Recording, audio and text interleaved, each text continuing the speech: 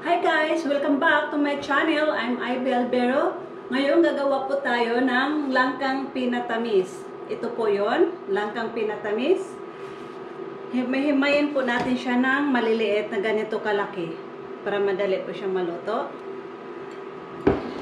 With white sugar,